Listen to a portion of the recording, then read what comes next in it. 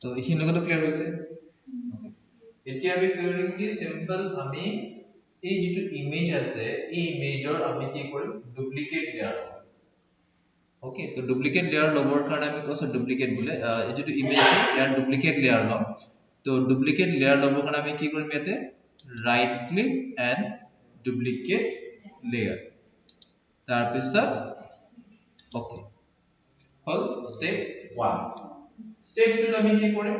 new এটা layer লব লাগে নিউ লেয়াৰ লবৰ কাৰণে আমি সিম্পল লেয়াৰত গৈ পেলাই new and layer 1 and okay hall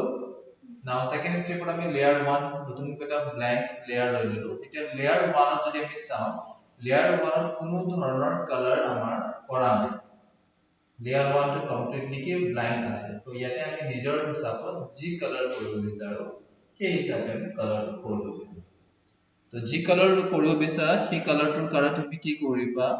background যেটো লেয়াৰ আছে that means এইটো যেটো সিলেক্ট কৰি আছো set background লেয়াৰত ক্লিক কৰিলা এন্ড ইয়াতে তোমাৰ নিজৰ চয়েসত যি কালাৰ দিব বিচাৰা সেই কালাৰটো সিলেক্ট কৰা এন্ড ওকে কৰি দিয়া তাৰ পিছত কিবোৰ্ডত কি প্ৰেছ কৰিবা কন্ট্ৰোল ডি বেকস্পেস সো আমাৰ কালাৰটো ইয়াতে ফিল হৈ গৈছে now third step এখিনি হৈ গল second step আমাৰ কমপ্লিট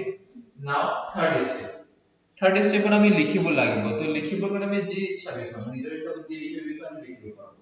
তো আমি কি কৰিম সিম্পল টেক্সট লেয়াৰটো ললো এন্ড ইয়াতে আমি ক্লিক কৰিলো ওকে এতিয়া ক্লিক কৰাৰ পিছত তোমাৰ যদি আখৰ সাইজটো যদি ইনক্ৰিজ কৰিব বিচাৰা বৰ্তমান আমাৰ আখৰ সাইজ যেটো হিচাপত লাগে ঠিকে আছে যদি আমি আখৰ সাইজটো ইনক্ৰিজ কৰিব বিচাৰো কি প্ৰেছ কৰিম control shift greater than symbol তো আখৰ সাইজটো ডাঙৰ হৈছে আৰু আখৰ সাইজটো সৰু কৰিবৰ কাৰণে কন্ট্ৰোল শিফট লেছ দেন তাৰ পিছত তুমি যি ওয়াৰ্ড বা যি সেন্টেন্স লিখিব বিচাৰা লিখিব যেনে মই ইয়াতে কি লিখিম India I N D I A India লিখিলো ওকে তাৰ পিছত মুভ টুল যেটো মুভ টুল আছে মুভ টুল সিলেক্ট কৰিলো এন্ড কন্ট্ৰোল টি প্ৰেছ কৰিলো এডজাস্ট মানে সাইজটো মই টেক্সট সাইজটো ৰিসাইজ কৰিব নাও এন্ড এন্টাৰ তো এইখিনি লগ মোৰ কমপ্লিট হৈ গৈছে তো ইয়াতে যদি সোৱা লেয়াৰ অপচন যদি সোৱা ব্যাকগ্ৰাউন্ড কপি লেয়াৰ 1 আৰু ইন্ডিয়া নাও এতিয়া আমি কি কৰিম এই যেটো ব্যাকগ্ৰাউন্ড কপি লেয়াৰ যেটো আছে ৰাইট সাইডে যদি সোৱা ব্যাকগ্ৰাউন্ড কপি লেয়াৰ এই ব্যাকগ্ৰাউন্ড কপি লেয়াৰটো মাউসৰ সহায়ত তুমি একদম ওপৰত লৈ যোৱা টানি পেলাই